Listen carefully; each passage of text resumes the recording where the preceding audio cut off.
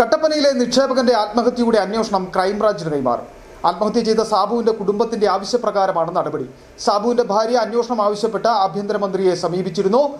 CPIM നേതൃത്വത്തിലുള്ള ഭരണസമിതിയുടെ സമ്മർദ്ദം മൂലമാണ് സാബുവിന്റെ ജീവൻ ഒടുക്കിയതെന്നാണ് പരാതി. ക്രൈംബ്രാഞ്ച് അന്വേഷണത്തെ സ്വാഗതം ചെയ്ത സാബുവിന്റെ ഭാര്യ മേരിക്കുട്ടി മുൻ അന്വേഷണം ശരിയായ ദിശയിലല്ലായിരുന്നുവെന്നും കുടുംബത്തിന്റെ ആക്ഷേപം.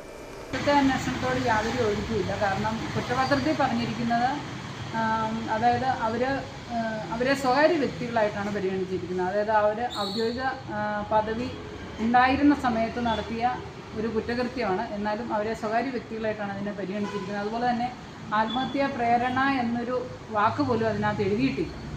അപ്പോൾ ആ കുറ്റപത്രം യാതൊരു വിധത്തിലും നമുക്ക് അംഗീകരിക്കാൻ പറ്റില്ല. കാരണം ഈ കുറ്റപത്രം സമർപ്പിച്ച് കഴിഞ്ഞ് ചാർജ് ഷീറ്റ് സമർപ്പിച്ച് കഴിഞ്ഞ് നമ്മളോട് അതിനു മുമ്പ് യാതൊരു വിധത്തിലുള്ള അന്വേഷണമോ കാര്യങ്ങളോ ഒന്നും നടന്നിട്ടില്ല.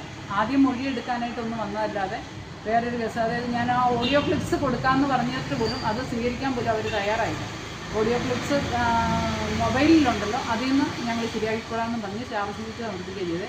അതായത് ഈ സാവിനെ ആത്മഹത്യയിലേക്ക് നയിച്ചിരിക്കുന്ന മെയിൻ പ്രതിയായ VR സജിയുടെ ഭീഷണി മൂലമാണ്. VR സജി അതായത് കട്ടപ്പനയിലുള്ള ഒരു ചുമട്ടുതൊഴിലാളിയെ, അതായത് VR സജിയുടെ നേതൃത്വത്തിലാണ് ചുമട്ടുതൊഴിലാളിയെ തല്ലി കാലൊടിച്ചത്.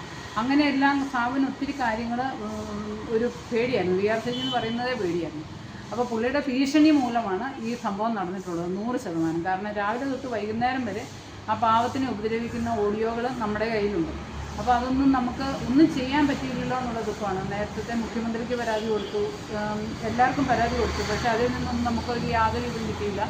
അതുകൊണ്ടാണ് മുഖ്യമന്ത്രി VD സതീശൻ സാറിനും രമേശ് ചെന്നിത്തല സാറിനും പരാതി കൊടുക്കാൻ തീരുമാനിച്ചത്. എന്തായാലും ദൈവം സഹായിച്ച് അവരെ കാണാൻ പറ്റി, അവർക്ക് നിവേദനം കൊടുക്കാൻ പറ്റി. അവർ നമ്മളെ പരിഗണിച്ചതിന് ഒത്തിരി നന്ദിയുണ്ട്. അപ്പോൾ ഏതൊക്കെയാലും ഈ ക്രൈംബ്രാഞ്ച് അന്വേഷണത്തിൽ നമുക്ക് നീതി ഉറപ്പാക്കും. പുനരന്വേഷണം നടത്തി സത്യാവസ്ഥ തെളിയണമെന്ന് മാത്രമേ എൻ്റെ ആഗ്രഹമുള്ളൂ.